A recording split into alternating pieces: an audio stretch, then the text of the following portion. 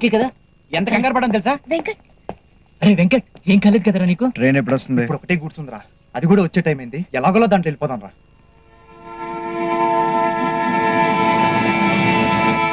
మీరు రావట్లేదు, మేము మాత్రం వెళ్తాం. అదేంట్రా, అది ఎలా కుదురుతుంది? చెప్పేది వినండి రా. ఇప్పుడు దాకా మీరు నా కోసం చేసిన రిస్క్ చాలు, ఇంకొద్దు. మీరు వెళ్ళిపోండి. అలా కాదురా, మిమ్మల్ని అలా వదిలేసి వెళ్ళిపోమంటావా? అరే నేను కూడా నీతో వస్తారా? రే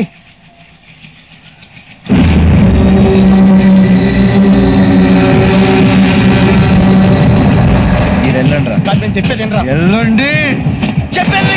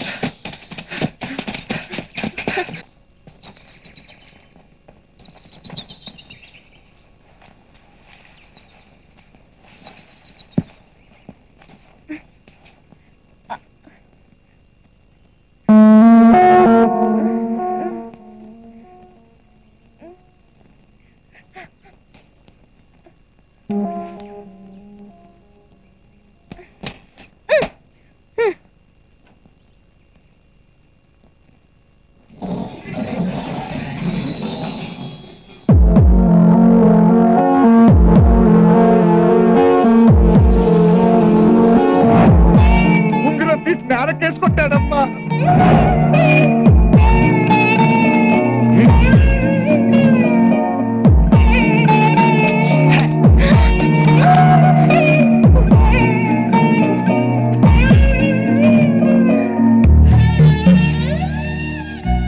నేనిచ్చిన ఉంగరం తన దగ్గరే ఉంది అంటే నాన్న అబద్ధం ఆడాడు.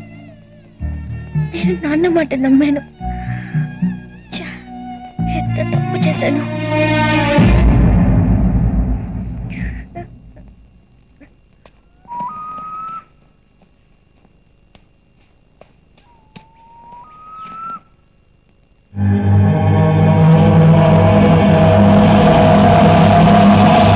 సాయరు నువ్వా వచ్చేస్తున్నావే?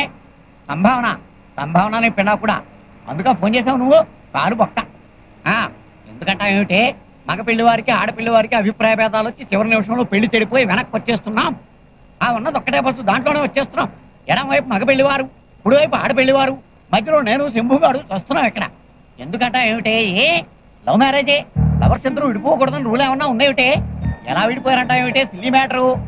పెళ్లి కొడుకు టెంపరీ జాబ్ అంట, పర్మనెంట్ జాబ్ అని అబద్ధం చెప్పాట. దాంతో ఆడపిల్లి వారికి పాపం వచ్చి పెళ్లి కూతురు తండ్రి పెళ్లి కొడుకుని పెళ్లి కూతురుతో అడిగించాట. పెళ్లి కూతురు 10 మందిలోనూ నన్ను ఇలా అడుగుతుందా అని చెప్పేసి అబ్బాయి అహం దెబ్బతింది. Ego problem. ఆడపెళ్లి వారు ఇలా అవమానిస్తారనే బాధతో మేము వాళ్ళని అవమానించడం అంటే వాళ్ళేమో పరుగు తీశారు.